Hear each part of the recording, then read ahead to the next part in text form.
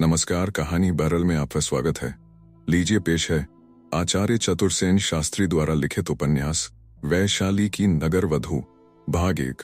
मुजफ्फरपुर से पश्चिम की ओर जो पक्की सड़क जाती है उस पर मुजफ्फरपुर से लगभग 18 मील दूर वैसौड़ नामक एक बिल्कुल छोटा सा गांव है। उसमें अब 30-40 घर भूमिहार ब्राह्मणों के और कुछ गिनती के घर क्षत्रियों के बच रहे हैं। गांव के चारों ओर कोसों तक खंडहर, टीले और पुरानी टूटी फूटी मूर्तियां ढेर की ढेर मिलती हैं, जो इस बात की याद दिलाती हैं कि कभी यहाँ कोई बड़ा भारी समृद्ध नगर बसा रहा होगा। वास्तव में वहां अब से कोई 2500 वर्ष पूर्व एक विशाल नगर बसा था। आजकल जिसे गंडक कहते हैं, उन दिनों उसका नाम सिही था।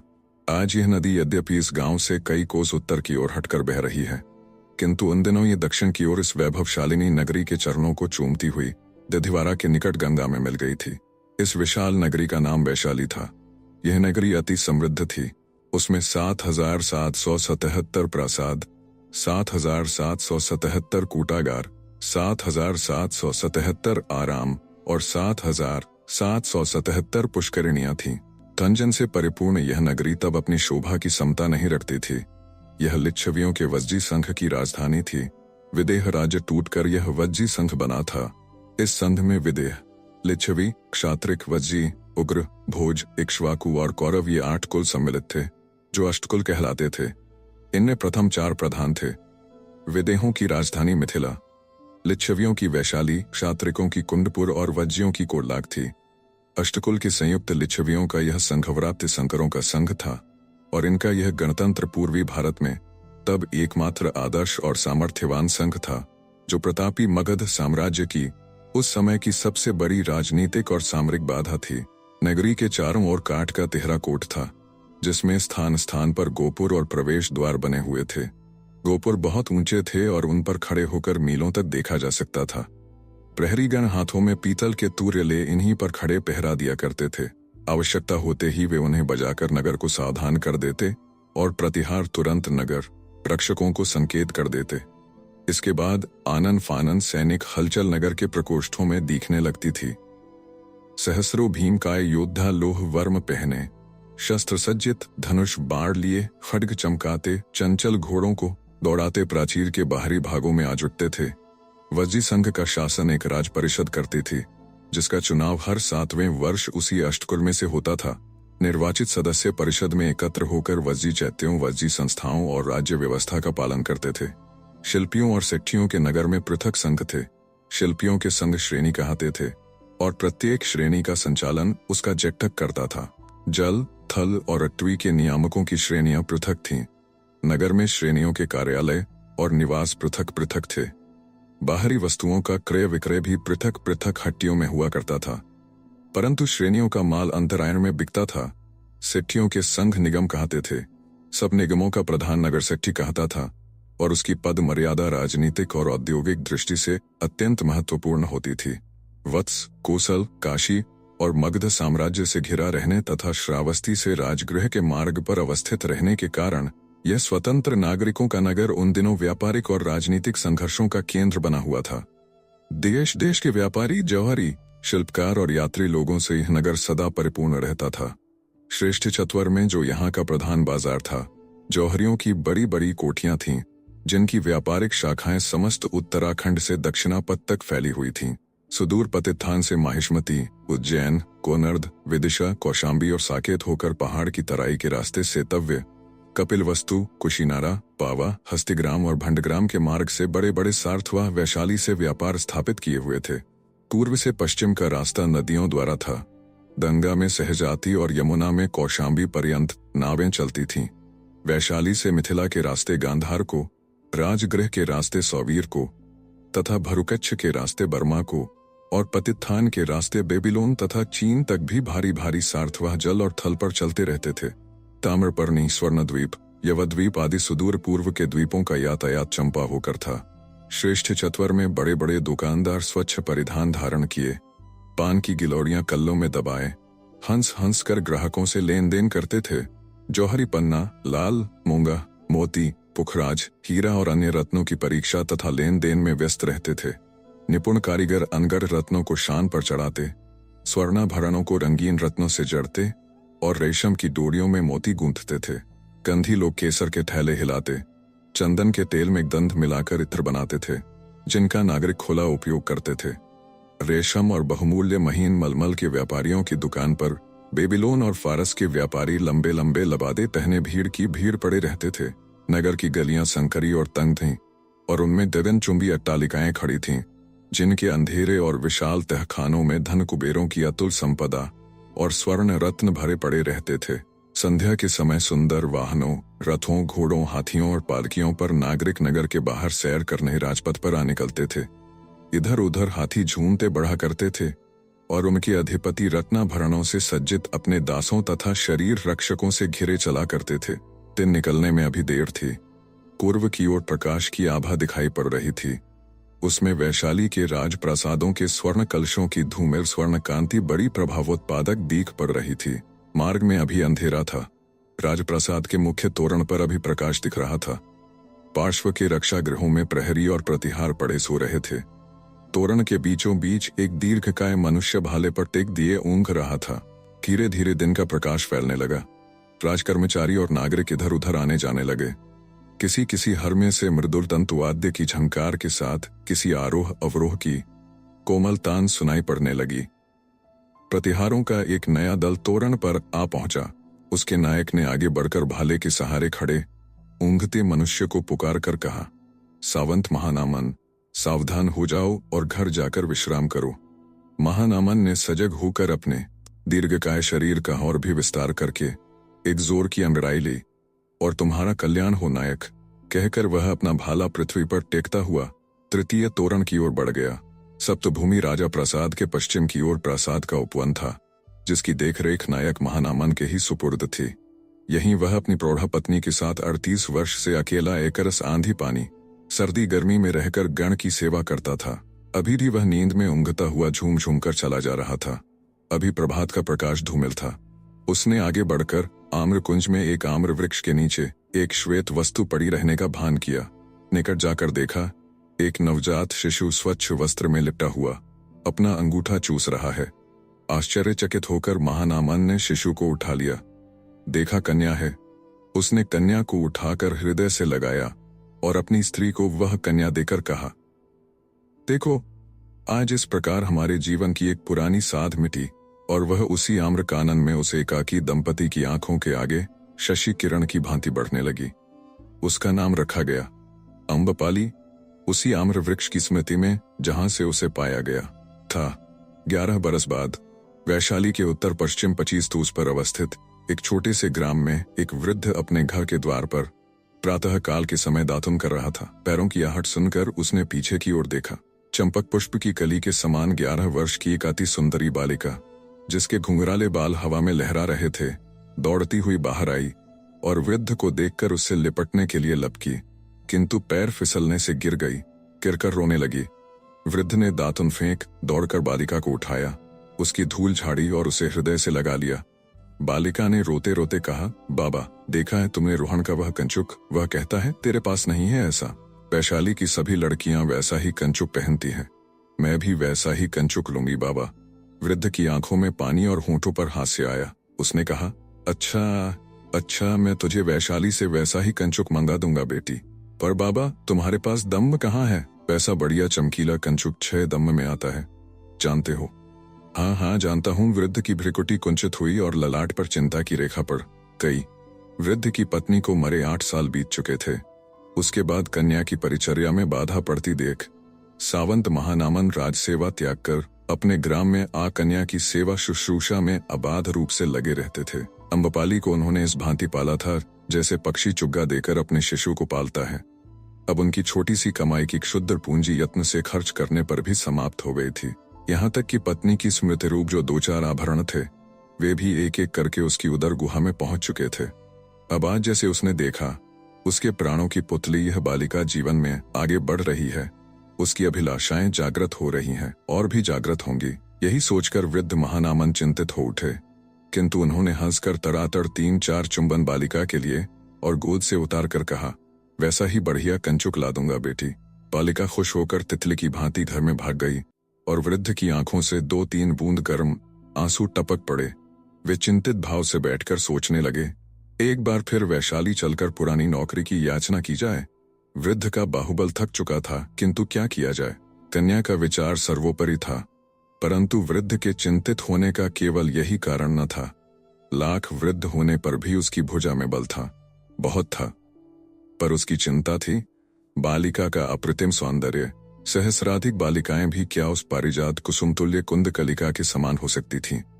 किस पुष्प में इतनी गंध, कोमलता और सौंदर्य था? उन्हें भय था कि वज्जियों के उस विचित्र कानून के अनुसार उनकी कन्या विवाह से वंचित करके कहीं नगर वधू न बना दी जाए। वज्जी गणतंत्र में यह विचित्र कानून था कि उस गणराज्य में जो कन्या सर्वाधिक सुंदरी होती थी, वह किसी एक पुरुष की पत्नी न होकर नगर वधू घोषित की जाती थी और उस पर संपूर्ण नागरिकों का समान अधिकार रहता था। उसे जनपद कल्याणी की उपाधि प्राप्त होती थी। कन्या के अप्रतिम सौंदर्य को देखकर वृद्ध महानामन वास्तव में इसी भय से राजधानी छोड़कर भागे थे, जिससे किसी की दृष्टि बालिका पर न पड़े। पर अब उपाय न था। महानामन ने एक बार फिर वैशाली जाने का निर्णय किया। फागुन बीत रहा था। वैशाली में संध्या के दिए जल गए थे। नागरिक और राजपुरुष अपने अपने वाहनों पर सवार घरों को लौट रहे थे। रंग बिरंगे वस्त्र पहने बहुत से स्त्री पुरुष इधर से उधर आ जा रहे थे। धीरे धीरे यह चहल पहल कम होने लगी और राजपथ पर अंधकार बढ़ चला। नगर के दक्षिण प्रांत में मध्य की एक दुकान थी। दुकान में दिया जल रहा था। उसके धीमे और पीले प्रकाश में बड़े बड़े मद्यपात्र कांपते से प्रतीत हो रहे थे। बूढ़ा दुकानदार बैठा ऊँघ रहा था। सड़कें अभी से सूनी हो चली थीं। अब कुछ असमृद्ध लोग ही इधर उधर आ जा रहे थे, जिनमें मछुए, कसाई, मांझी, नाई, कमकार आदि थे। वृद्ध महानामन बालिका की उंगली पकड़े एक दुकान के आगे आ खड़े हुए। वे बहुत थक गए थे और बालिका उनसे भी बहुत अधिक। महानामन ने थकित किंतु स्नेह भरे स्वर में कहा, अंत में हम आ पहुंचे बेटी। क्या यही नगर है बाबा? कहाँ? वैसे कंचुक यहाँ कहाँ बिकते हैं? यह उपनगर है, नगर और आगे है, परंतु आज रात हम यहीं कहीं विश्राम करेंगे। अब हमें चलना नहीं होगा। तुम तनिक यहीं बैठो बेटी। यह कहकर वृद्ध महानामन और आगे बढ़कर दुकान के सामने आ गए। महानामन का कंठ स्वर सुनकर बूढ़ा दुकानदार ऊँघ से चौंक उठा था। अब उसने उन्हें सामने खड़ा देखकर कहा, हाँ हाँ, मेरी दुकान में सब कुछ है, क्या चाहिए? कैसा पान करोगे? दाखा, लाजा, गौड़िया, माधवीक, मेरे। फिर उसने घूरकर वृद्ध महानामन को अंधकार में देखा और उसे एक दीन भिक्षुक समझकर कहा, किंतु मित्र मैं उधार नहीं बेचता।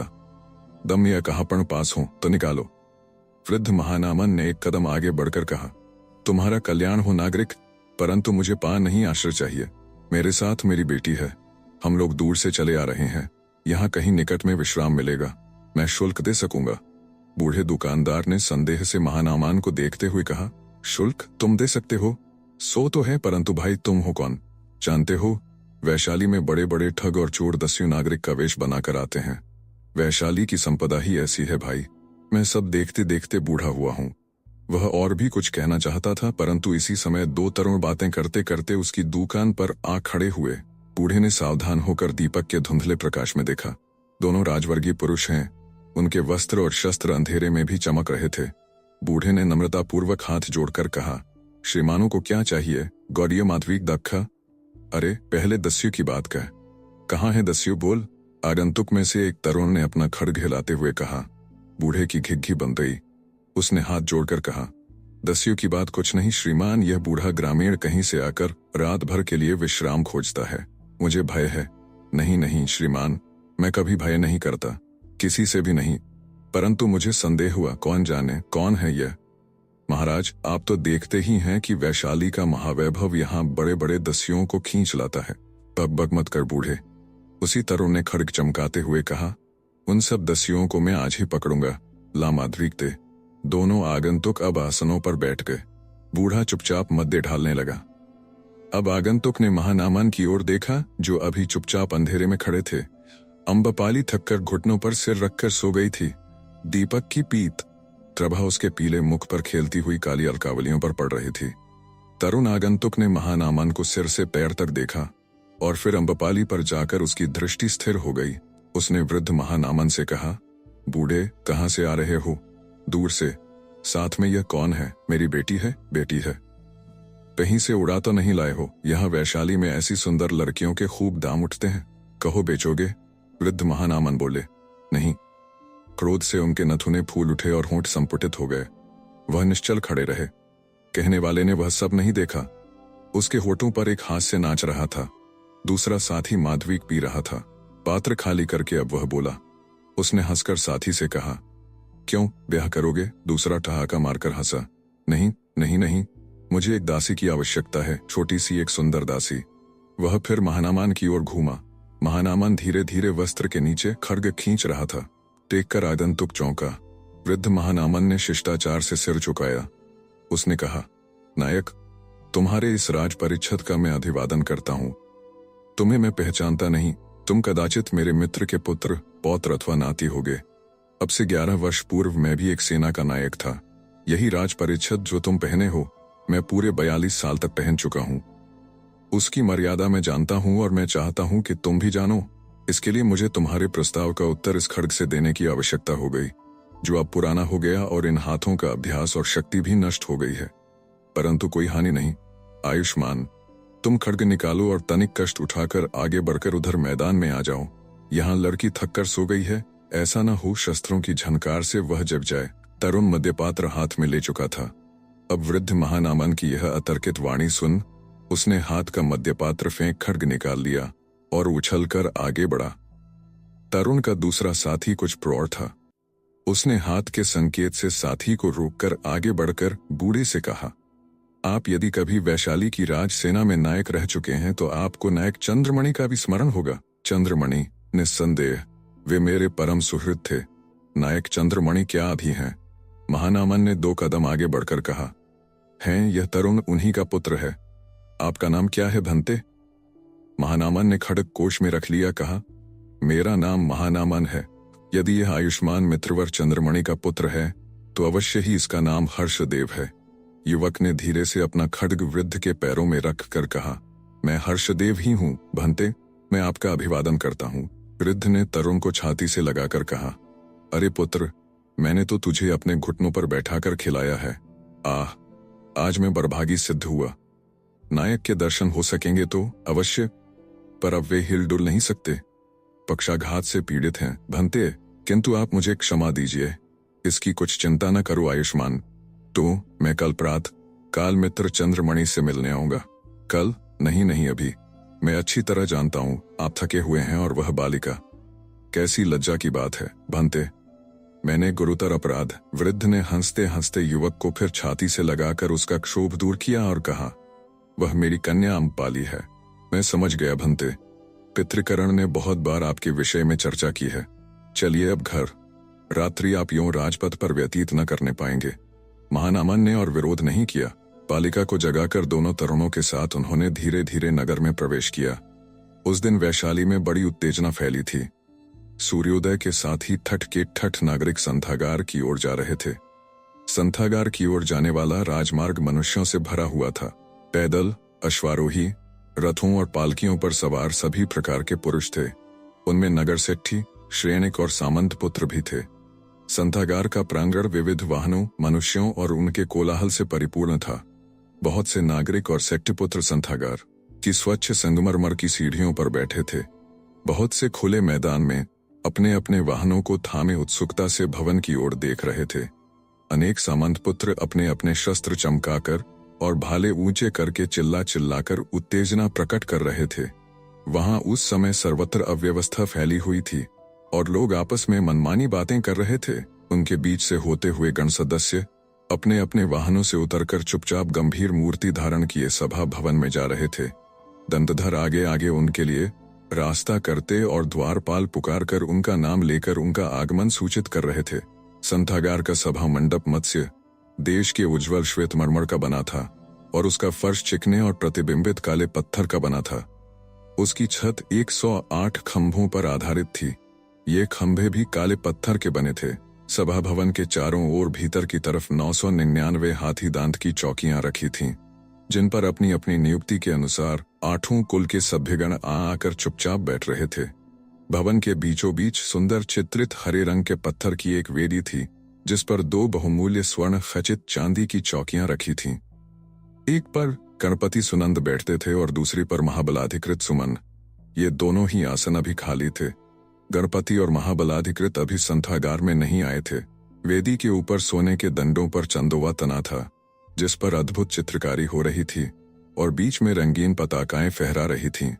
वेदी के 3 ओर सीढ़ियां थीं और सीढ़ियों के निकट वृद्ध गण सन्निपात की तमाम कार्रवाई लिखने को तैयार बैठे थे। उन्हीं के लिए छंदशाला का ग्राहक हाथ में लाल काली छंदशालाओं से भरी टोकरियां लिए चुपचाप खड़े थे। अधेड़ अवस्था के कर्मचारी परिषद की सब व्यवस्था देखभाल रहे थे तथा विनयधरों को आवश्यक आदेश दे रहे थे। उनके आदेश पर विनयधर इधर उधर दौड़कर आदेश पालन कर रहे थे। गणपति और महाबलाधिकृत भी आकर अपने आसन पर बैठ गए। प्रतिहार ने सन्निपात के कार्य आरंभ की सूचना तूर्य बजा कर दी। संथागार के बाहर खड़ी भीड़ में और भी क्षोभ फैल गया। सबके मुंह उत्तेजना से लाल हो गए। प्रत्येक व्यक्ति की आंखें चमकने लगीं। संथागार के अलिंद में सामंत पुत्रों और सेट्टी पुत्रों के झुंड जमा हो गए। सामंत पुत्र अपने अपने भाले और खड्ग चमका चमका कर मनमाना बकने और शोर करने लगे। सेट्टी पुत्रों का सदा का हास्यपूर्ण और निश्चिंत मुख भी आज रौद्र मूर्ति धारण कर रहा था। वैशाली का जनपद, अंतरायण हट्ट और श्रेष्ठचत्वर सब बंद थे। भीतर गणपति और गण चिंतित भाव से बैठे किसी अयाचित घटना की प्रतीक्षा कर रहे थे। वातावरण अत्यंत अशांत, उत्तेजित और उद्वेगपूर्ण था। एकाएक रथ का गंभीर घोष सुनकर कोलाहल थम गया। जो जहां था चित्रखचित सा खड़ा रह गया। सब उन्मुख हो परिषद प्रांगण की ओर बढ़ते हुए रथ की ओर देखने लगे। रथ पर श्वेत कौशेय मढ़ा था और श्वेत पताका स्वर्ण कलश पर फहरा रही थी। रथ धीर मंथर गति से अपनी सहस्र स्वर्ण घंटिकाओं का घोष करता हुआ संथागार के प्रांगण में आ खड़ा हुआ। लोगों ने कौतूहल से देखा। एक भव्य प्रशांत भद्र वृद्ध पुरुष रथ से उतर रहे हैं। उनका स्वच्छ श्वेत परिधान और लंबी श्वेत दाढ़ी हवा में फहरा रही थी। कमर में एक लंबा खड्ग लटक रहा था, जिसकी मूठ और कोश पर रत्न जड़े थे। वृद्ध के मस्तक पर श्वेत उष्णीय था, जिस पर एक बड़ा हीरा धक धक चमक रहा था। वे एक तरुण के कंधे पर सहारा लिए धीर भाव से संथागार की सीढ़ियां चढ़ने लगे। लोगों ने आप ही उन्हें मार्ग दे दिया। सर्वत्र सन्नाटा छा गया, परंतु शांत वातावरण क्षण भर बाद ही क्षुब्ध हो उठा। पहले धीरे धीरे, फिर बड़े वेग से जनरव उठा। एक उद्धत युवक साहस करके अपना भाला सीढ़ियों में टेककर भद्र वृद्ध के सम्मुख अड़कर खड़ा हो गया। उनके नथुने क्रोध से फूल रहे थे और मुख पर समस्त शरीर का रक्त एकत्रित हो रहा था। उसने दांत पीसकर कहा, तो भंते महानामन, आप एकाकी ही आए हैं, देवी अम्बपाली नहीं आई? तुरंत 10-20 फिर शत सहस्त्र सामंत पुत्र और सेठ्य पुत्र, सैनिक और नागरिक चीत्कार कर उठे। यह हमारा हम सब का, वैशाली के गण विधान का घोर अपमान है। हम इसे सहन नहीं करेंगे। शत सहस्त्र सामंत पुत्र अपने भाले ऊंचे उठा उठाकर और खड्ग चमका चमका चमका कर चिल्ला उठे, हम रक्त की नदी बहा देंगे, परंतु कानून की अवज्ञा नहीं होने देंगे। भद्र नागरिकों ने विद्रोही मुद्रा से कहा, यह सरासर कानून की अवहेलना है। यह गुरुतर अपराध है। कानून की मर्यादा का पालन होना ही चाहिए प्रत्येक मूल्य पर। शत सहस्त्र कंठों ने चिल्लाकर कहा, किसी भी मूल्य पर। वृद्ध महानामन का मुख क्षण भर के लिए पत्थर के समान भावहीन और सफेद हो गया। उनका सीधा लंबा शरीर जैसे तनकर और भी लंबा हो गया।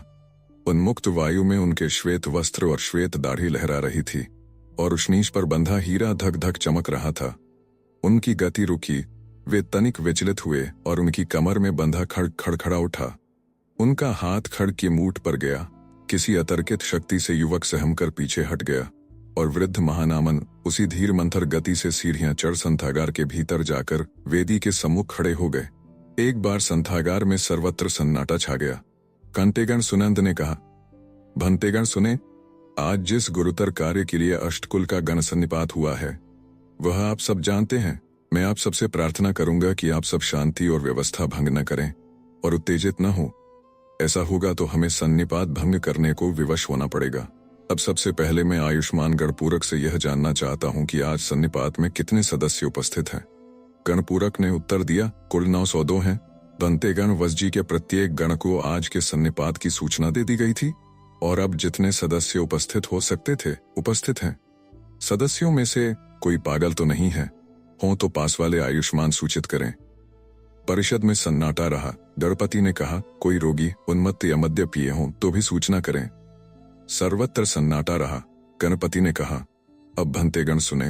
भंते महानामन, आज आपकी पुत्री अम्बपाली 18 वर्ष की आयु पूरी कर चुकी।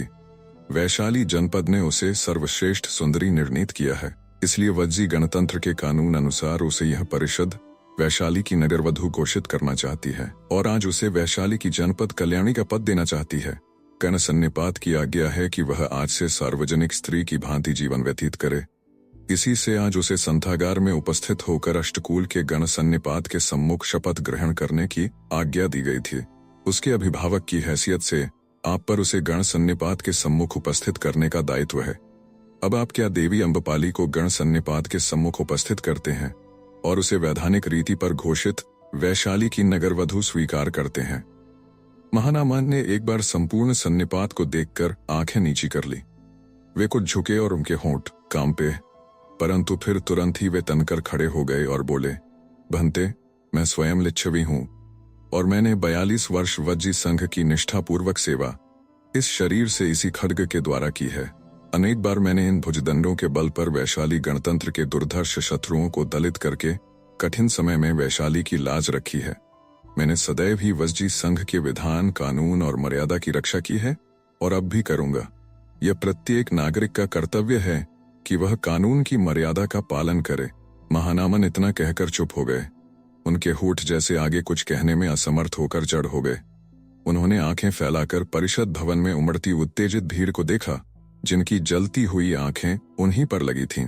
फिर सहज शांत स्वर में स्थिर वाणी से कहा, मेरी पुत्री अम्बपाली के संबंध में वज्जी गणतंत्र के कानून के अनुसार गण सन्निपात ने जो निर्णय किया था, उसे जानकर मैंने 18 वर्ष की अवस्था तक उसका विवाह करना स्थगित कर दिया था।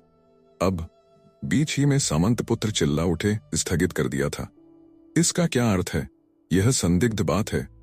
सहस्रों कंठ चिल्ला उठे, यह संदिग्ध बात है। हम स्पष्ट सुनना चाहते हैं। देवी अम्बपाली किसी एक पुरुष की पत्नी नहीं हो सकती। वह हमारी, हम सब की है। हमारा उस पर समान अधिकार है और उसे हम शस्त्र के बल से भी प्राप्त करेंगे। गणपति सुनंद ने हाथ उठाकर कहा, आयुष्मान शांत होकर सुने, सन्निपात के कार्य में बाधा न दें। अभी भंते महानामन का वक्तव्य पूरा नहीं, उन्हें पूरी बात कह लेने दीजिए। परिषद में फिर सन्नाटा छा गया। सबकी दृष्टि महानामन के ऊपर जाकर जम गई। महानामन ने परिषद के बाहर भीतर दृष्टि फेंककर आंख नीची कर ली और फिर कहा, भंतेगण, आज अम्बपाली 18 वर्ष की आयु पूरी कर चुकी। वज्जी संघ के कानून के अनुसार अब वह स्वाधीन है और अपने प्रत्येक स्वार्थ के लिए उत्तरदात्री है। अतः आज से मैं उसका अभिभावक नहीं हूं। वह स्वयं ही परिषद को अपना मंतव्य देगी। संथागार का वातावरण फिर बड़े वेग से क्षुब्ध हो उठा। तरुण सामंत पुत्रों ने अपने खड्ग कुश से खींच लिए। बहुतों ने अपने अपने भालों को हवा में ऊंचा करके चीत्कार करना आरंभ कर दिया। सब लोग चिल्लाने लगे, विश्वासघात! भंते महानामन ने वज्जी संघ से विश्वासघात किया है, उन्हें इसका दंड मिलना चाहिए। बहुतों ने अपने पैर धरती पर पटक कर और भाले हवा में हिला हिला कर कहा, हमारे जीवित रहते अम्बपाली हमारी, हम सब की है। वह वैशाली की नगरवधु है। संघ यदि अपने कर्तव्य पालन में ढील करेगा तो हम अपने भालों और खड्ग की तीखी धार के बल पर उसे कर्तव्य पालन करने पर विवश करेंगे। सहसा कोलाहल स्तब्ध हो गया, जैसे किसी ने जादू कर दिया हो। सब कोई चकित स्तंभित होकर परिषद के द्वार की ओर देखने लगे। एक अवगुंठनवती नारी वातावरण को सुरभित करती हुई और मार्ग में सुषमा फैलाती हुई आ रही थी। तरुणों का उद्धत भाव एक बारगी ही विलीन हो गया। सबने माया प्रेरित से होकर उसे मार्ग दिया। गण के सदस्य और अन्य जनपद उस अलौकिक मूर्ति को उत्फुल्ल होकर देखते रह गए। उसने वेदी के सम्मुख आकर ऊपर का अवगुंठन उतार डाला। अब वैशाली के जनपद ने पहली बार रूप की उस विभूति के दर्शन किए जो गत 3 वर्ष से संपूर्ण वैशाली जनपद की चर्चा का एक महत्वपूर्ण विषय बन गया था और जिसके लिए आज संपूर्ण जनपद में ऐसा भारी क्षोभ फैल रहा था। सहस्त्र सहस्त्र नेत्र उस रूप को देख अपलक रह गए। वाणी जर हो गई, अंग अचल हो गए। तरुणों के हृदय जोर जोर से धड़कने लगे। बहुतों की सांस की गति रुक गई। अम्बपाली की वह अलौकिक रूप माधुरी शरद चंद्र की पूर्ण विकसित कौमुदी की भांति संथागार के कोने कोने में फैल गई। उसके स्निग्ध प्रभाव से जैसे वहां की सारी उत्तेजना और उद्वेग शांत हो गया। अम्बपाली ने शुभ्र कौशेय धारण किया था। उसके जूड़ा ग्रथित केशकुंतल ताजे फूलों से गूंथे गए थे। ऊपरी वक्ष खुला हुआ था। देहेष्टि जैसे किसी दिव्य कारीगर ने हीरे के समूचे अखंड टुकड़े से यत्नपूर्वक खोदकर गढ़ी थी। उससे तेज आभा, प्रकाश, माधुर्य, कोमलता और सौरभ का अटूट झरना झर रहा था। इतना रूप, इतना सौष्ठव, इतनी अपूर्वता कभी किसी ने एक स्थान पर देखी नहीं थी। उसने कंठ में सिंहल के बड़े बड़े मोतियों की माला धारण की थी। कटि प्रदेश की हीरे जरी करधनी उसकी क्षीण कटी को पुष्ट नितंबों से विभाजित सी कर रही थी। उसके सुडौल गुल्फ मुनिकचित उपानत थे, जिनके ऊपर पैजनियां चमक रही थीं, अपूर्व शोभा का विस्तार कर रहे थे। मानो वह संथागार में रूप, यौवन, मद, सौरभ को बिखेरती चली आई थी। जनपद लुटा सा, मूर्छित सा, स्तब्ध सा खड़ा था। यही वह अम्बपाली थी जिसे पाने के लिए वैशाली का जनपद उन्मत्त होकर लोहू की नदी बहाने के लिए तैयार हो गया था, जिसे एक बार देख पाने के लिए वर्षों से धनकुबेर सेठ्य पुत्रों तथा सामंत पुत्रों ने न जाने कितने यत्न किए थे, षड्यंत्र रचे थे। कितनों ने उसकी न जाने कितनी कल्पना मूर्तियां बनाई थीं, जो वैशाली में ही गत 3 वर्षों से यत्नपूर्वक गुप्त करके रखी गई थीं, और जिसे सर्वगुण विभूषिता करने के लिए वैशाली राज परिषद ने मनोस्वर्ण रत्न खर्च कर दिए थे। आज वैशाली का जनपद देख रहा था कि विश्व की यौवन श्री अम्बपाली की देहष्टि में एकीभूत हो रही थी, जिसे देख जनपद स्तंभित, चकित और जड़ हो गया था। वह अपने को, जीवन को और जगत को भी भूल गया था। अम्बपाली जैसे सुषमा की संपदा को आंचल में भरे, नीची दृष्टि किए वृद्ध महानामन के पार्श्व में आ खड़ी हुई। करपति सुनंद ने कहा, भंते देवी अम्बपाली अपना मत परिषद के सामने प्रकट करने आई हुई हैं। सब कोई उनका वक्तव्य सुने। एक बार गगन भेदी जयनाद से परिषद भवन हिल उठा। देवी अम्बपाली की जय, वैशाली की नगर वधू की जय, वैशाली जनपद कल्याणी की जय। अम्बपाली के होंठ हिले, जैसे गुलाब की पंखड़ियों को प्रातः समीर ने आंदोलित किया हो। वीणा की झमकार के समान उसकी वाणी ने संथागार में सुधा वर्षण किया। बनते, आपके आदेश पर मैंने विचार कर लिया है। मैं वज्जी संघ के धिकृत कानून को स्वीकार करती हूँ। यदि गण सन्निपात को मेरी शर्तें स्वीकार हों, वे शर्तें भंते गणपति आपको बता देंगे। परिषद भवन में मंद जनरव सुनाई दिया। एक अधेड़ सदस्य ने अपनी मूंछों को दांतों से दबाकर कहा, क्या कहा? धिकृत कानून? देवी अम्बाक के वापस लो, यह परिषद का घोर अपमान है। चारों ओर से आवाजें आने लगीं। यह शब्द वापस लो, धिकृत कानून शब्द अनुचित है। अम्बपाली ने सहज शांत स्वर में कहा, मैं सहस्त्र बार इस शब्द को दोहराती हूँ। वज्जी संघ का यह धिकृत कानून वैशाली जनपद के यशस्वी गणतंत्र का कलंक है। बनते, मेरा अपराध केवल यही है कि विधाता ने मुझे यह अथाह रूप दिया। इसी अपराध के लिए आज मैं अपने जीवन के गौरव को लांछना और अपमान के पंख में डुबो देने को विवश की जा रही हूँ। इसी से मुझे स्त्रीत्व के उन सब अधिकारों से वंचित किया जा रहा है जिन पर प्रत्येक कुलवधू का अधिकार है। अब मैं अपनी रुचि और पसंद से किसी व्यक्ति को प्रेम नहीं कर सकती, उसे अपनी देह और अपना हृदय अर्पण नहीं कर सकती।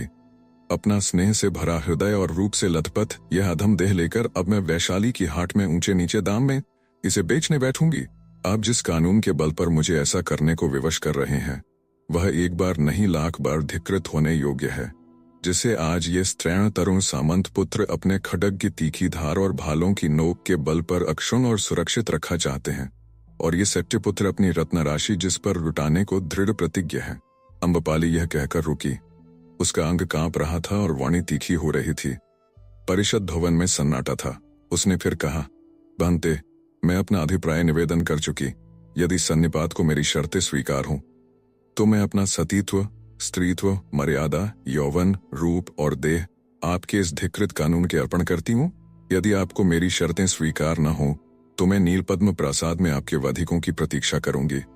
इतना कहकर उसने अवगुंठन से शरीर को आच्छादित किया और वृद्ध महानामन का हाथ पकड़कर कहा, चलिए। महानामन अम्बपाली के कंधे का सहारा लिए संथागार से बाहर हो गए। वैशाली का जनपद मूड अवाक होकर देखता रह गया, जब तक रथ की घंटियों का घोष सुनाई देता रहा और रथ की ध्वजा दीख पड़ती रही। वैशाली का जनपद मार्ग पर उसी ओर मंत्र विमोहित सा देखता रह गया। अम्बपाली का वह अपूर्व रूप ही नहीं, उसका तेज दर्प, साहस और दृढ़ता सब कुछ उन्हें अकल्पित दिख पड़ी। जो थोड़े से वाक्य अम्बपाली ने सभा में कहे, उनका सभी पर भारी प्रभाव पड़ा। कुछ लोग निरीह नारीत्व की इस कानूनी लांछना के विरोधी हो गए। उन्होंने चिल्ला चिल्लाकर कहना आरंभ किया कि कौन देवी अम्बपाली को बलात् नगर वधू बनाएगा? हम उसके रक्त से वसुंधरा को डुबो देंगे। निस्संदेह यह धिकृत कानून वैशाली जनपद और वज्जी संघ शासन का कलंक रूप है। यह स्वाधीन जनपद के अंतस्थल पर पराधीनता की कालिमा है। अंग, बंग, कलिंग, चंपा, काशी, कोसल, ताम्रपर्णी और राजगृह कहीं भी तो स्त्रीत्व का ऐसा बलात् अपहरण नहीं है। फिर वज्जियों का यह गणतंत्र ही क्या, जहां नारी के नारीत्व का इस प्रकार अपहरण हो, यह हमारी रक्षणीय कुलवधुओं, पुत्रियों और बहनों की प्रतिष्ठा और मर्यादा का घोर अपमान है। इसे हम सहन नहीं करेंगे। हम विद्रोह करेंगे, समाज से, संघ से, अष्टकुल के गणतंत्र से और गण परिषद से। कुछ सामंतों ने अपने अपने खड्ग कोश से खींच लिए। चलती बार अम्बपाली जो शब्द कह गई थी, उससे उनके हृदय तीर से विद्ध पक्षी की भांति आहत हो गए थे। उन्होंने क्रूर स्वर में हथियार ऊंचे उठाकर कहा, अरे, वैशाली की जनपद कल्याणी देवी अम्बपाली नील पद्म प्रासाद में परिषद के वधिकों की प्रतीक्षा कर रही हैं। कौन उन्हें वध करने के लिए वधिकों को भेजता है, हम देखेंगे। हम अभी अभी उसके खंड खंड कर डालेंगे। हम इस संथागार का एक एक पत्थर धूल में मिला देंगे। कुछ सेट्टिपुत्र पागलों की भांति बक रहे थे, वज्जियों के इस गणतंत्र का नाश हो, हम राजगृह में जा बसेंगे। देवी अम्बपाली जी हैं, हमारे धन और प्राण देवी अम्बपाली पर उत्सर्ग हैं। इस पर सबने उच्च स्वर में जय घोष किया। जय देवी अम्बपाली की जय, जनपद कल्याणी को अभय। परंतु बहुत से उद्धत तरुण सामंत पुत्र शस्त्र चमका चमका कर और हवा में भाले उछाल उछाल कर अपने अश्व दौड़ाने लगे। वे कह रहे थे कि उसका वध वधिक नहीं कर सकते, हम उसके दिव्य देह का उपयोग चाहते हैं। हम उसकी शरद चंद्र की चांदनी के समान रूप सुधा का पान किया चाहते हैं, उनके अनिंद यौवन का आनंद लिया चाहते हैं। वह हमारी है, हम सबकी है। वह वैशाली का प्राण, वैशाली की शोभा, वैशाली के जीवन की केंद्र स्थली है। वह वैशाली की नगर वधू है। उसकी वे शर्तें कुछ भी हों, हमें स्वीकार हैं। हम सर्वस्व देकर भी उसे प्राप्त करेंगे या स्वयं मर मिटेंगे। प्रतिहार और दंडधर परिषद की व्यवस्था स्थापना में असमर्थ हो गए। तब गणपति सुनंद ने खड़े होकर कहा, आयुष्मान शांत होकर देवी अम्बपाली की शर्तों को सुने। उन पर अभी गण सन्निपात का छंद ग्रहण होगा। उन शर्तों की पूर्ति होने पर देवी अम्बपाली स्वेच्छा से नगर वधू होने को तैयार है। एक बार संथागार में फिर सन्नाटा छा गया, परंतु क्षण भर बाद ही बहुत से कंठ एक साथ चिल्ला उठे, कहिए भंते गणपति, वे शर्तें क्या हैं और कैसे उनकी पूर्ति की जा सकती है। गणपति ने कहा, सब आयुष्मान और भंतेगण सुने। देवी की पहली शर्त यह है कि उसे रहने के लिए सप्तभूमि प्रासाद 9 कोटि स्वर्णभार, प्रासाद के समस्त साधन और वैभव सहित दिया जाए। गण सदस्य जड़ हो गए, नागरिक भी विचलित हुए। बहुत से राजवर्गियों की भ्रिकुटियों में बल पड़ गए। महामात्य सुप्रिय ने क्रुद्ध होकर कहा, भंते, यह असंभव है, ऐसा कभी नहीं हुआ। सप्तभूमि प्रासाद जम्बूद्वीप भर में अद्वितीय है। उसका वैभव और साधन एक राजतंत्र को संचालन करने योग्य है। उसका सौष्ठव ताम्रलिप्ति, राजगृह, श्रावस्ती और चंपा के राजमहलों से बढ़ चढ़कर है। फिर 9 कोटि स्वर्णभार, नहीं 9 कोटि स्वर्णभार देने पर वज्जी संघ का राजकोष ही खाली हो जाएगा। नहीं, यह शर्त स्वीकार नहीं की जा सकती, किसी भांति भी नहीं की जा सकती, किसी भांति भी नहीं। उद्वेग से उनका वृद्ध शरीर कांपने लगा और वे हांफते हांफते बैठ गए। बहुत से सेट्टिपुत्र एक साथ ही बोल उठे, क्यों नहीं दिया जा सकता? राजकोष यदि रिक्त हो जाएगा तो हम उसे भर देंगे। अष्टकुल दूसरे प्रासाद का निर्माण कर सकता है, हम 100 कोटि स्वर्णभार भी देने को प्रस्तुत हैं। सामंत पुत्रों ने अपने अपने भाले चमका चमका कर कहा, देवी अम्बापाली को सप्तभूमि प्रासाद, संपूर्ण साधना और वैभव तथा 9 कोटि स्वर्णभार सहित दे दिया जाए। वह प्रासाद, वह वैभव वैशाली के जनपद का है, वह हमारा है, हम सब का है। हमने गर्म रक्त के मूल्य पर उसका निर्माण कराया है। जिस प्रकार अनुपम रूप यौवन श्री की अधिष्ठात्री देवी अम्बपाली हमारी हम सबकी है, उसी प्रकार अप्रतिम वैभव और सौष्ठव का आगार सप्तभूमि प्रासाद भी हमारा, हम सबका है। वह अवश्य वैशाली के जनपद का साध्य क्रीड़ा स्थल होना चाहिए। गणपति ने खड़े होकर हाथ के इशारे से सबको चुप रहने को कहा। फिर कहा, बंतेगण, अब मैं आपसे पूछता हूं कि क्या आपको देवी अम्बपाली की पहली शर्त स्वीकार है? यदि किसी को आपत्ति हो तो बोलें। सभा भवन में सब चुप थे। गणपति ने कहा, सब चुप हैं। मैं फिर दूसरी बार पूछता हूं और अब तीसरी बार भी सब चुप हैं। तो भंते, वज्जियों का यह सन्निपात देवी अम्बपाली की पहली शर्त स्वीकार करता है। सभा के बाहर भीतर हर्ष की लहर दौड़ गई। एक बार फिर देवी अम्बपाली के जयनाद से संथागार गूंज उठा। गणपति ने कुछ ठहर कर कहा, बंते, अब देवी की शेष 2 शर्तें भी सुनिए। उसकी दूसरी शर्त यह है कि उसके आवास की दुर्ग की भांति व्यवस्था की जाए। और तीसरी यह कि उसके आवास में आने जाने वाले अतिथियों की जांच पड़ताल गणकाध्यक्ष न करें। गणपति के यह कहकर बैठते ही महाबलाधिकृत सुमन ने क्रोध से आसन पर पैर पटककर कहा, भंते, यह तो आत्मघात से भी अधिक है। मैं कभी इसका समर्थन नहीं कर सकता कि देवी का आवास दुर्ग की भांति व्यवस्थित रहे। इसका तो स्पष्ट यह अर्थ है कि देवी अम्बपाली अलग ही अपनी सेना रखेगी और नगर के कानून उसके आवास में रहने वालों पर लागू नहीं होंगे। संदेह विग्रही जयराज ने कहा, और उसके आवास में कौन आता जाता है? यदि इसकी जांच पड़ताल गणकाध्यक्ष न करेंगे तो निश्चय ही अम्बपाली का आवास शीघ्र की षड्यंत्रकारी शत्रुओं का एक अच्छा खासा अड्डा बन जाएगा और वे लोग निश्चिंतता से वैशाली में ही बैठकर वैशाली के गणतंत्र की जड़ उखाड़ने के सब प्रयत्न करते रहेंगे। और यदि कभी नगर रक्षक को किसी चोर या षड्यंत्रकारी के वहां रहने का संदेह होगा, तभी देवी की सेना राज्य की सेना के कार्य में बाधा डाल सकेगी। और यदि वह चोर कोई शत्रु राजा या सम्राट हुआ तो उसकी सेना को भीतर बाहर से पूरी सहायता प्राप्त हो जाएगी। तंते, मैं कहना चाहता हूं कि इस समय वैशाली का गणसंघ चारों ओर से शत्रुओं से घिरा हुआ है। एक तरफ राजगृह के सम्राट बिंबसार उसे विषम लोचन से देखते हैं, दूसरी ओर मत्स्य, अंग, बंग, कलिंग, कोसल और अवंती के राजाओं की उस पर सदा वज्र दृष्टि बनी हुई है। वे सदा वैशाली के गणसंघ को ध्वस्त करने की ताक में रहते हैं। यदि हमने देवी अम्बपाली की ये 2 शर्तें स्वीकार कर लीं तो निस्संदेह उसका आवास शत्रुओं के गुप्तचरों का एक केंद्र बन जाएगा और हमारे घर में एक ऐसा छिद्र हो जाएगा जिससे हम वैशाली जनपद की रक्षा नहीं कर सकेंगे। संधागार से बाहर भीतर फिर विषम कोलाहल हुआ, परंतु गणनायक सुनंद के खड़े होते ही सब चुप हो गए। गणपति ने कहा, भंते, अम्बपाली जैसी गुण गरिमापूर्ण जनपद कल्याणी के लिए जनपद को कुछ बलिदान तो करना ही होगा। इस समय जबकि वैशाली का जनपद पद पर शत्रुओं से घिरा है, हमें छोटी छोटी बातों पर गृह कलह नहीं करनी चाहिए। मैं अपने तरुण सामंत पुत्रों से, जो बार बार अपने खड्ग और भाले चमका कर बात बात पर रोष प्रकट करते हैं, यह कहना चाहता हूं कि वह समय आ रहा है जब उनके बाहुबल और शस्त्रों की परीक्षा होगी, जिन पर उन्हें इतना गर्व है, पर हमें अपनी शक्ति शत्रु पर ही लगानी चाहिए। गृह कलह से आपस में टकरा कर नष्ट नहीं होना चाहिए। इसलिए गण सन्निपात से मैं अनुरोध करूंगा कि वह देवी की दूसरी शर्त स्वीकार कर ले। तीसरी शर्त की बात यह है कि जब कभी देवी के आवास की जांच करने की आवश्यकता समझी जाए तो उसे 1 सप्ताह पहले इसकी सूचना दे देनी चाहिए। सभा भवन में सन्नाटा हो रहा। गणपति कुछ देर को चुप रहकर बोले, पंतेगण सुने, जैसा मैंने प्रस्ताव किया है, देवी अम्बपाली की दूसरी शर्त ज्यों की त्यों और तीसरी प्रस्तावित संशोधन के साथ स्वीकार कर ली जाए। इस पर जो सहमत हों वे चुप रहें, जो असहमत हों वे बोलें। सब कोई चुप रहे। गणपति ने कहा, सब चुप हैं। अब मैं दूसरी बार और तीसरी बार भी पूछता हूं, जिन्हें मेरा प्रस्ताव स्वीकार हो वे चुप रहें। साधु भंते, साधु भंते, सब चुप हैं तो तीसरी शर्त थोड़े संशोधन के साथ स्वीकार करके देवी अम्बपाली की तीनों शर्तें अष्टकुल का गण सन्निपात स्वीकार करता है। मैं भी अभी नीलपद्म प्रासाद में देवी अम्बपाली से मिलकर सब बातें तय करने जाता हूं और कल इसके निर्णय की घोषणा कर दी जाएगी। आज संघ का कार्य समाप्त होता है।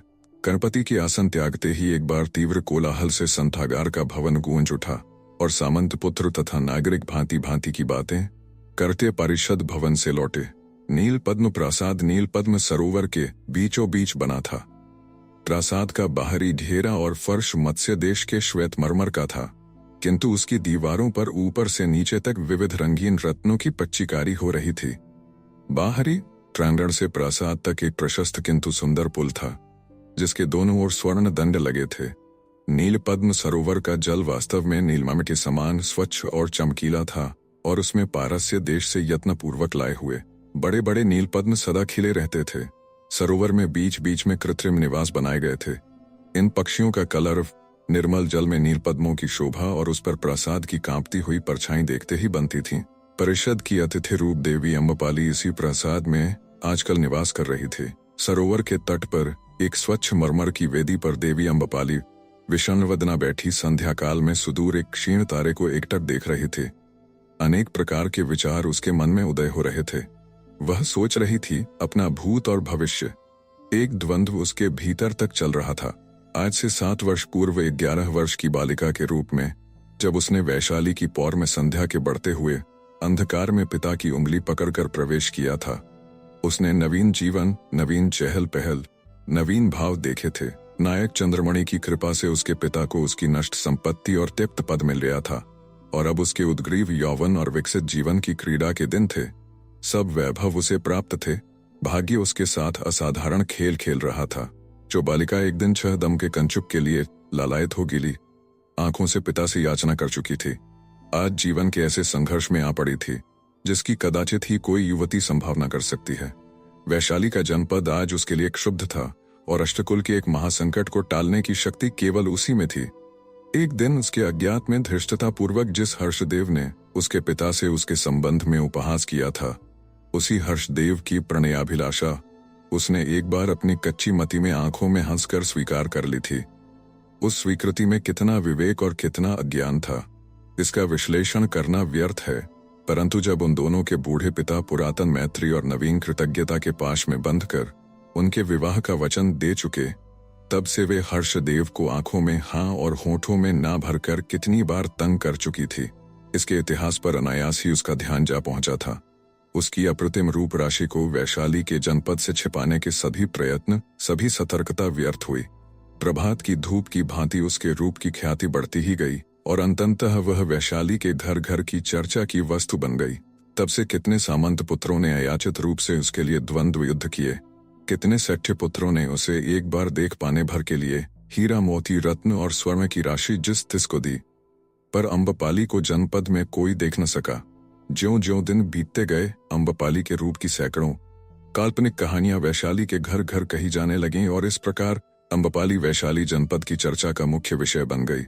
फिर एक दिन जब महानामन ने अम्बपाली के वारदान की अनुमति नायक चंद्रमणि के पुत्र हर्षदेव के साथ करने की गण से मांगी, तो संथागार में एक हंगामा उठ खड़ा हुआ, और गणपति द्वारा आज्ञापत्र जारी करके महानामन को विवश किया गया कि जब तक अम्बपाली वयस्क न हो जाए वह उसका विवाह न करें, और महानामन को प्रतिज्ञा लिखनी पड़ी कि वह अम्बपाली का विवाह तब तक नहीं करेंगे जब तक कि वह 18 वर्ष की नहीं हो जाती। 18 वर्ष की आयु होने पर उसे संथागार में उपस्थित करेंगे। उस बात को आज 3 वर्ष बीत गए। इन 3 वर्षों में जनपद ने खुल्लम खुल्ला अम्बपाली को जनपद कल्याणी कहना आरंभ कर दिया, और गणतंत्र पर जोर दिया कि वह उसे नगर वधु घोषित कर देने का आश्वासन अभी दे। यह आंदोलन इतना उग्र रूप धारण कर गया कि अष्टकुल के गणपति को अम्बपाली और महानामन को गणसंघ के समक्ष प्रत्युत्तर के लिए संथागार में उपस्थित करने को बाध्य होना पड़ा। अम्बपाली ने अपने उस नए जीवन के संबंध में, जिसमें वैशाली का जनपद उसे डालना चाहता था, जब कल्पना की तो वह सहम गई। हर्षदेव के प्रति प्रेम नहीं तो स्नेह उसे था। कुलवधु होने पर वही स्नेह बढ़कर प्रेम हो जाता है। अब एक ओर उसके सामने कुलवधु की अस्पष्ट धुंधली आकृति थी, और दूसरी ओर नगरवधु बनकर सर्वजन भोग्या होने का चित्र था। दोनों ही चीजें उसके लिए अज्ञात थीं। उसकी कल्पनाएं बाल सुलभ थीं, भावुक थी, उसका स्वभाव आग्रही था और जीवन आशा में। एक ओर बंधन और दूसरी ओर उन्मुक्त जीवन। एक ओर एक व्यक्ति को मध्य बिंदु बनाकर आत्मार्पण करने की भावना थी, दूसरी ओर विशाल वैभव, उत्सुक जीवन और महाविलास की मूर्ति थी।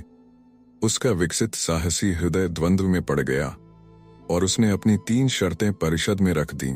उसने सोचा, जब कानून की मर्यादा पालन करनी ही है तो फिर जीवन को वैभव और अधिकार की चोटी पर पहुंचाना ही चाहिए, और वैशाली के जिस जनपद ने उसे इस ओर जाने को विवश किया है, उसे अपने समर्थ चरणों से रौंद रौंद कर दलित करना चाहिए। विचारों की उत्तेजना के मारे उसका वक्षस्थल रुहार की धौंकनी की भांति उठने बैठने लगा। उसने दांतों में होंठ दबाकर कहा, मैं वैशाली के स्त्रैण पुरुषों से पूरा बदला लूंगी। मैं अपने स्त्रीत्व का पूरा सौदा करूंगी, आत्मा का हनन करूंगी, और उसकी लोथ इन लोलुप गिद्धों को इन्हीं की प्रतिष्ठा और मर्यादा के दामों पर बेचूंगी। धीरे धीरे पूर्ण चंद्र का प्रकाश आकाश में फैल गया, और भी तारे आकाश में उदय हुए। उन सबका प्रतिबिंब नीलपद्म सरोवर के निर्मल जल की लहरों पर थिरकने लगा। अम्बपाली सोचने लगी, मैं इस प्रकार अपने मन को चंचल न होने दूंगी। मैं दृढ़ता पूर्वक जीवन युद्ध करूंगी और उसमें विजय प्राप्त करूंगी। यही सब बातें अम्बपाली सोच रही थी। शुभ्र चंद्र की ज्योत्सना में शुभ्र वसन भूषिता, शुभ्र वर्णा, शुभान्ना अम्बपाली उस स्वच्छ शुभ्र शिलाखंड पर बैठ मूर्तिमती ज्योत्सना मालूम हो रही थी। उसका अंतर्द्वंद्व था और वह बाह्य जगत को भूल गई थी। इसी से जब मदलेखा ने आकर नम्रतापूर्वक कहा, देवी की जय हो, गणपति आए हैं और द्वार पर खड़े अनुमति की प्रतीक्षा कर रहे हैं। तब वह चौंक उठी। उसने भ्रिकुटी चढ़ाकर कहा, उन्हें यहाँ ले आ। वह प्रस्तर पीठ पर सावधान होकर बैठ गई। गणनायक सुमंत ने आकर कहा, देवी अम्बपाली प्रसन्न हो, मैं वज्जी संघ का संदेश लाया हूँ। तो आपके वधिक कहाँ हैं? उनसे कहिए कि मैं तैयार हूँ। वैशाली जनपद के ये हिंस्र नर पशु किस प्रकार हनन किया चाहते हैं। वे तुम्हारा शरीर चाहते हैं, वह तो उन्हें अनायास ही मिल जाएगा। जीवित शरीर चाहते हैं, सस्मित शरीर। देवी अम्बपाली वज्जी संघ ने तुम्हारी शर्तें स्वीकार कर ली हैं। केवल अंतिम शर्त। अंतिम शर्त क्या? अम्बपाली ने उत्तेजना से कहा, क्या वे उसे अस्वीकार करेंगे? मैं किसी भी प्रकार अपनी शर्तों की अवहेलना सहन न करूंगी। वृद्ध गणपति ने कहा, देवी अम्बपाली, तुम रोष और असंतोष को त्याग दो। तुम्हें सप्तभूमि प्रासाद समस्त वैभव और साधन सहित और 9 कोटि स्वर्ण भार सहित मिलेगा। तुम्हारा आवास दुर्ग की भांति सुरक्षित रहेगा। किंतु यदि तुम्हारे आवास के आगंतुकों की जांच की कभी आवश्यकता हुई तो उसकी 1 सप्ताह पूर्व तुम्हें सूचना दे दी जाएगी। अब तुम अदृष्ट की नियति को स्वीकार करो। देवी अम्बपाली, महान व्यक्तित्व की सदैव सार्वजनिक स्वार्थों पर बलि होती है। आज वैशाली के जनपद को अपने ही लोहू में डूबने से बचा लो। अम्बपाली ने उत्तेजित हो कहा, क्यों, किस लिए? जहां स्त्री की स्वाधीनता पर हस्तक्षेप हो, उस जनपद को जितनी जल्द लोहू में डुबोया जाए उतना ही अच्छा है। मैं आपके वधिकों का स्वागत करूंगी, पर अपनी शर्तों में तनिक भी हेरफेर स्वीकार न करूंगी। भले ही वैशाली का यह स्त्रैण जनपद कल की जगह आज ही लोहू में डूब जाए, परंतु यह अत्यंत भयानक है। देवी अम्बपाली, तुम ऐसा कदापि नहीं करने पाओगी। तुम्हें वैशाली के जनपद को बचाना होगा। अष्टकुल के स्थापित गणतंत्र की रक्षा करनी होगी। यह जनपद तुम्हारा है, तुम उसकी एक अंग हो। कहो, तुम अपना प्राण देकर उसे बचाओगी। मैं अभी प्राण देने को तैयार हूं। आप वधिकों को भेजिए। तो गणपति ने आर्द्रकंठ से कहा, तुम चिरंजीविनी हो देवी अम्बपाली, तुम अमर हो। जनपद की रक्षा का भार स्त्री पुरुष दोनों ही पर है। पुरुष सदैव इस पर अपनी बलि देते आए हैं, स्त्रियों को भी बलि देनी पड़ती है। तुम्हारा यह दिव्य रूप, यह अनिंद सौंदर्य, यह विकसित यौवन, यह तेज, यह तर्प, यह व्यक्तित्व स्त्रीत्व के नाम पर किसी एक नगण्य व्यक्ति के दासत्व में क्यों सौंप दिया जाए? तुम्हारी जैसी असाधारण स्त्री क्यों एक पुरुष की दासी बने? यही क्यों धर्म है देवी अम्बपाली? समय पाकर रूढ़ियां ही धर्म का रूप धारण कर लेती हैं और कापुरुष उन्हीं की लीक पीटते हैं।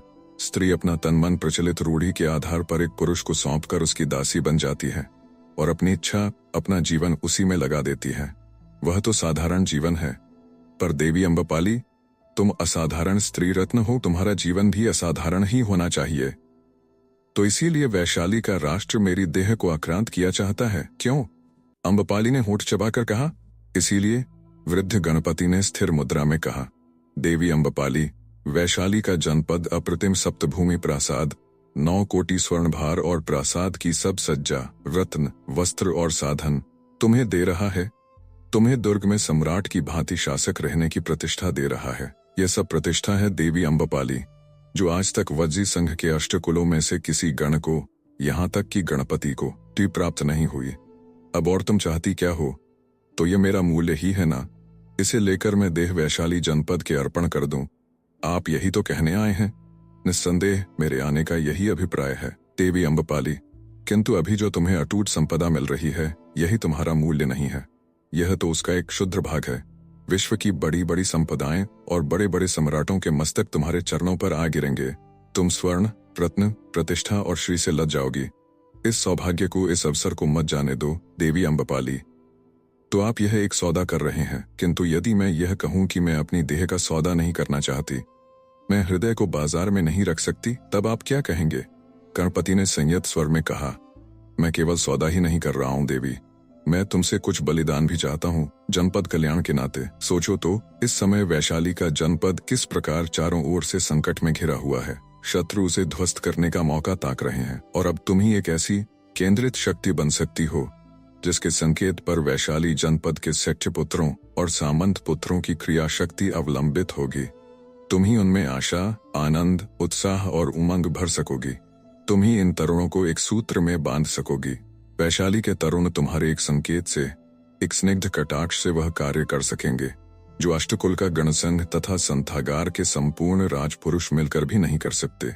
वृद्ध गणपति इतना कहकर घुटनों के बल धरती पर झुक गए। उन्होंने आंखों में आंसू भरकर कहा, देवी अम्बपाली, मैं जानता हूं कि तुम्हारे हृदय में एक ज्वाला जल रही है, परंतु देवी, तुम वैशाली के स्वतंत्र जनपद को बचा लो, नहीं तो वह गृह कलह करके अपने ही रक्त में डूबकर मर जाएगा। वह आज तुम्हारे जीवित शरीर की बलि चाहता है, वह उसे तुम दो। मैं समस्त बज्जियों के जनपद की ओर से तुमसे भीख मांगता हूं। अम्बपाली उठ खड़ी हुई। उसने कहा, उठिए भंते गणपति। वह सीधी तनकर खड़ी हो गई। उसके नथुने फूल उठे, हाथों की मुट्ठियां बंध गईं। उसने कहा, आइए आप वैशाली के जनपद को संदेश दे दीजिए कि मैंने उस धिक्कृत कानून को अंगीकार कर लिया है। आज से अम्बपाली कुलवधू की सब मर्यादाएं, सब अधिकार त्याग कर वैशाली की नगरवधू बनना स्वीकार करती है। वृद्ध गणपति ने कांपते हुए दोनों हाथ ऊंचे उठाकर कहा, आयुष्मती हो देवी अम्बपाली, तुम धन्य हो, तुमने वैशाली के जनपद को बचा लिया। उनकी आंखों से झरझर आंसू गिरने लगे और वे नीची गर्दन करके धीरे धीरे वहां से चले गए। अम्बपाली कुछ देर तक टकटकी लगाए उस आहत वृद्ध राजपुरुष को देखती रही। फिर वह उसी स्फटिक शिला पीठ पर, उसी धवल चंद्र की ज्योत्सना में, उसी स्तब्ध शीतल रात में दोनों हाथों में मुंह ढांपकर औंधे मुंह गिरकर फूट फूट कर रोने लगी। नीलपद्म सरोवर की आंदोलित तरंगों में कंपित चंद्रबिंब ही इस दलित द्रवित हृदय के करुण रुदन का एकमात्र साक्षी था। वैशाली की मंगल पुष्करिणी का अभिषेक वैशाली जनपद का सबसे बड़ा सम्मान था। इस पुष्करिणी में स्नान करने का जीवन में एक बार सिर्फ उसी लिच्छवी को अधिकार मिलता था जो गण संस्था का सदस्य निर्वाचित किया जाता था। उस समय बड़ा उत्सव समारोह होता था और उस दिन गण नक्षत्र मनाया जाता था। यह पुष्करिणी उस समय बनाई गई थी जब वैशाली प्रथम बार बसाई गई थी। उसमें लिच्छवियों के उन पूर्वजों के शरीर की पूत गंध होने की कल्पना की गई थी जिन्हें आर्यों ने व्रात्य करके बहिष्कृत कर दिया था और जिन्होंने अपने भुजबल से अष्टकुल की स्थापना की थी। इस समय लिच्छवियों के अष्टकुल के 999 सदस्य ही ऐसे थे जिन्हें इस पुष्करिणी में स्नान करने की प्रतिष्ठा प्राप्त हो चुकी थी। अन्य लिच्छवी भी इसमें स्नान नहीं कर सकते थे। औरों की तो बात ही क्या। बहुत बार आर्य सम्राटों और उनकी राजमहिषियों ने इस पुष्करिणी में स्नान करने के लिए वैशाली पर चढ़ाई की, परंतु हर बार उन्हें लिच्छवी तरुणों के बाणों से विद्ध होकर भागना पड़ा। इस पुष्करिणी पर सदैव नंगी तलवारों का पहरा रहता था और उस पर तांबे का एक जाल बिछा हुआ था। कोई पक्षी भी उसमें चोंच नहीं डुबो सकता था। यदि कोई चोरी छिपे इस पुष्करिणी में स्नान करने की चेष्टा करता तो उसे निश्चय ही प्राणदंड मिलता था। यह पुष्करिणी छोटी सी किंतु अति स्वच्छ और मनोरम थी। इसके चारों ओर श्वेत संगमरमर के घाट और सीढ़ियां बनी थीं। स्थान स्थान पर छत्र और अलिंद बने हुए थे जिन पर खुदाई और पच्चीकारी का अति सुंदर काम किया हुआ था। पुष्करिणी का जल इतना निर्मल था कि उसके तल की प्रत्येक वस्तु स्पष्ट दिख पड़ती थी। उसमें अनेक रंगों के बड़े बड़े कमल खिले थे। समय समय पर उसका जल बदलकर तल साफ कर दिया जाता था। पुष्करिणी में संध्या समय बहुत सी रंग बिरंगी मछलियां क्रीड़ा किया करती थीं। पुष्करिणी के चारों ओर जो कमलवन था उसकी शोभा अनोखी मोहिनी शक्ति रखती थी। अम्बपाली लिच्छवी थी और वैशाली की जनपद कल्याणी का पद उसे मिला था। उसे विशेषाधिकार के तौर पर वैशाली के जनपद ने यह सम्मान दिया था। 3 दिन से इस अभिषेक महोत्सव की धूम वैशाली में मची थी। उस दिन अम्बपाली शोभायात्रा बनाकर पहली बार सार्वजनिक रूप में वैशाली के नागरिकों के सामने अनवगुंठनवती होकर निकलने वाली थी। उसे देखने को वैशाली का जनपद अधीर हो गया था। नागरिकों ने विविध रंग की पताकाओं से अपने घर, वीथी, हाट और राजमार्ग सजाए थे। मंगल पुष्करिणी पर फूलों का अनोखा श्रृंगार किया गया था। कदाचित उस दिन वैशाली जनपद की संपूर्ण कुसुम राशि वहीं आ जुटी थी। 3 दिन से गणनक्षत्र घोषित किया गया था और सब कोई आनंद उत्सव मना रहे थे। पहर दिन चढ़े उस मनोरम वसंत के प्रभात में नीलपद्म प्रासाद से देवी अम्बपाली की शोभा यात्रा चली। उसका विमान विविध वर्ण के फूलों से बनाया गया था। उस पर देवी अम्बपाली केवल अंतर्वास और उत्तरीय पहने लज्जावनत मुख बैठी निराभरण होने के कारण तारकहीन उषा की सुषमा धारण कर रही थी। वह फूलों के ढेर में एक सजीव पुष्पगुच्छ सी प्रतीत हो रही थी। लज्जा और संकोच से जैसे उसकी आंखें झुकी जा रही थीं। उसका मुंह रह रहकर लाल हो रहा था। उसकी सुडौल शुभ्र ग्रीवा, उज्ज्वल उन्नत वक्ष और लहराते हुए चिक्कण कुंतल, उसमें गुंथे हुए ताजे विविध रंगों के कुसुम, इन सब की शोभा अपार थी। शोभा यात्रा में आगे वाद्य बज रहे थे। उसके पीछे हाथियों पर ध्वज पताका और निशान थे। उसके पीछे उज्ज्वल परिधान पहने दासियां स्नान और पूजन की सामग्री लिए चल रही थीं। इसके पीछे अम्बपाली का कुसुम विमान था। उसे घेरकर वैशाली के सामंत पुत्र और सत्य पुत्र अम्बपाली पर पुष्पगंध की वर्षा करते चल रहे थे। नगर जन अपने अपने मकानों से पुष्पगंध फेंक रहे थे। चारों ओर रंगीन पताकाएं ही पताकाएं चमक रही थीं। सबसे पीछे नागरिक जन चल रहे थे। पुष्करिणी के अंतरद्वार के इधर ही सब लोग रोक दिए गए। केवल सत्य पुत्र और सामंत पुत्र ही भीतर कमल वन में आ सके। इसके बाद घाट पर उन्हें भी रोक दिया गया। केवल गण सदस्य ही वहां जा पाए। शोभा यात्रा रुक गई। लोग जहां तहां वृक्षों की छाया में बैठकर गप्पे हाँकने लगे। पुष्करिणी के घाट पर खड्गधारी भट पंक्तियां बांधकर खड़े थे। उन सब की पीठ पुष्करिणी की ओर थी। गणपति ने हाथ का सहारा देकर अम्बपाली को विमान से उतारा और धीरे धीरे उसे पुष्करिणी की सीढ़ियों पर से उतारकर जल के निकट तक ले गए।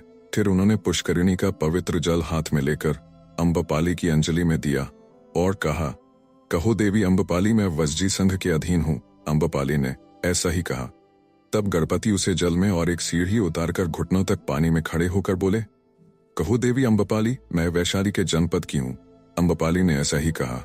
गणपति ने अब कमर तक जल में घुसकर कहा, कहो देवी अम्बपाली, क्या तुम लिच्छवियों की 7 मर्यादाओं का पालन करोगी? अम्बपाली ने मृदु कंठ से स्वीकृति दी। तब गणपति ने उच्च स्वर से पुकार कर कहा, धन्ते आयुष्मान सब कोई सुने, मैं अष्टकुल के वज्जी तंत्र की ओर से घोषित करता हूं कि देवी अम्बपाली वैशाली की जनपद कल्याणी है। वे आज वैशाली की नगरवधु घोषित की गईं। उन्होंने सुगंधित तेल से अम्बपाली के सिर पर अभिषेक किया और फिर उसका मस्तक चूमा। इसके बाद वे जल से बाहर निकल आए। गण सदस्यों ने गंधपुष्प अम्बपाली पर फेंके। सामंत पुत्र और सत्य पुत्र हर्षनाद करने लगे। अम्बपाली ने 3 डुबकियां लगाईं। महीन अंतर्वासक उसके स्वर्णगात्र से चिपक गया। उसका अंग सौष्ठव स्पष्ट दीख पड़ने लगा। केशराशि से मोतियों की बूंद के समान जलबिंदु टपकने लगे। पुष्करिणी से अम्बपाली बाहर निकल आई। विविध वाद्य बजने लगे। दासियों ने उसे नए अंतर्वासक और उत्तरीय पहनाए। केशों को झाड़कर हवा में फैला दिया। भांति भांति के गंध माल्य पहनाए गए। तरुणों ने अम्बपाली पर गंध पुष्प और अंगराग की वर्षा कर दी।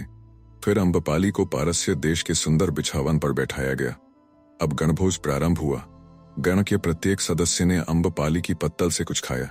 नीलगाय, सुअर, पक्षियों के मांस निध्रुम आग पर भून भून कर अम्बपाली के सम्मुख ढेर किए जा रहे थे। मैरे के घट भर भर कर उसके चारों ओर एकत्र हो रहे थे। अम्बपाली की दासियां उनमें पात्र भर भर कर तरुणों को और गण सदस्यों को दे रही थीं। वे लोग हंस हंस कर अम्बपाली की कल्याण कामना कर करके स्वच्छंदता से खा पी रहे थे। अंत में अम्बपाली रथ में सवार होकर सप्तभूमि प्रासाद की ओर चली। साथ ही संपूर्ण गण सदस्य, सामंत पुत्र और सत्य पुत्र एवं नागरिक थे। सप्तभूमि प्रासाद की सिंहपौर पर शोभा यात्रा के पहुंचते ही प्रासाद की प्राचीर पर से सैकड़ों तूर्य बजाए गए। प्रासाद पाल ने उपस्थित होकर अश्व और खड्ग निवेदन किया। अम्बपाली ने रथ त्याग खड्ग छुआ और अश्व पर सवार होकर प्रासाद में चली गई। वैशाली का जनपद विविध वार्तालाप करता अपने अपने घर लौटा। अभी सूर्योदय नहीं हुआ था। पूर्वाकाश की पीत प्रभा पर शुक्र नक्षत्र हीरे की भांति दिप रहा था। सप्तभूमि प्रासाद के प्रहरी गण अलसाई उनिंदी आंखों को लिए विश्राम की तैयारी में थे। एक आध पक्षी जग गया था। एक तरुण धूलि धूसरित मलिन वेश अर्धविक्षिप्त अवस्था में धीरे धीरे प्रासाद के बाहरी तोरण पर आ खड़ा हुआ। प्रहरी ने पूछा, कौन है? मैं देवी अम्बपाली से मिलना चाहता हूँ। अभी देवी अम्बपाली शयन कक्ष में है। यह समय उनसे मिलने का नहीं है। अभी तुम जाओ। मैं नहीं जा सकता। देवी के जागने तक मैं प्रतीक्षा करूंगा। यह कह वह प्रहरी की अनुमति लिए बिना वहीं तोरण पर बैठ गया। प्रहरी ने क्रुद्ध होकर कहा, चले जाओ तरुण, यहाँ बैठने की आज्ञा नहीं है। देवी से संध्या काल में मिलना होता है, इस समय नहीं। कुछ हर्ज नहीं, मैं संध्या काल तक प्रतीक्षा करूंगा। नहीं नहीं भाई, चले जाओ तुम। यहाँ विक्षिप्तों के प्रवेश का निषेध है। मुझे अनुमति मिल जाएगी मित्र, मैं वैसा विक्षिप्त नहीं हूँ। प्रहरी क्रुद्ध होकर बलपूर्वक उसे हटाने लगा तो तरुण ने खड्ग खींच लिया। प्रहरी ने सहायता के लिए सैनिकों को पुकारा। इतने ही में ऊपर से किसी ने कहा, इन्हें आने दो। प्रहरी और आगंतुक दोनों ने देखा स्वयं देवी अम्बपाली अलिंद पर खड़ी आदेश दे रही हैं। प्रहरी ने देवी का अभिवादन किया और पीछे हट गया। तरुण तीनों प्रांगण पार करके ऊपर शयन कक्ष में पहुंच गया। अम्बपाली ने पूछा, रात भर सोए नहीं? हर्षदेव, तुम भी तो कदाचित जगती ही रही। देवी अम्बपाली, मेरी बात छोड़ो, परंतु तुम क्या रात भर भटकते रहे हो? कहीं चैन नहीं मिला? यह हृदय जल रहा है, यह ज्वाला सही नहीं जाती। अब एक तुम्हारा ही हृदय जल रहा है हर्षदेव, परंतु यदि यह सत्य है तो इसी ज्वाला से वैशाली के जनपद को फूंक दो, ये भस्म हो जाए। तुम बेचारे यदि अकेले जलकर नष्ट हो जाओगे तो उससे क्या लाभ होगा? परंतु अम्बपाली, तुम क्या एक बारगी ही ऐसी निष्ठुर हो जाओगी? क्या इस आवास में तुम मुझे आने की अनुमति नहीं दोगी? मैं तुम्हारे बिना रहूंगा कैसे, जीऊंगा कैसे? आप सुन रहे थे कहानी बैरल से आचार्य चतुर्सेन शास्त्री द्वारा लिखित उपन्यास वैशाली की नगर वधू भाग 1। वीडियो पसंद आया तो इसे लाइक करिए और चैनल को भी सब्सक्राइब कीजिए। धन्यवाद।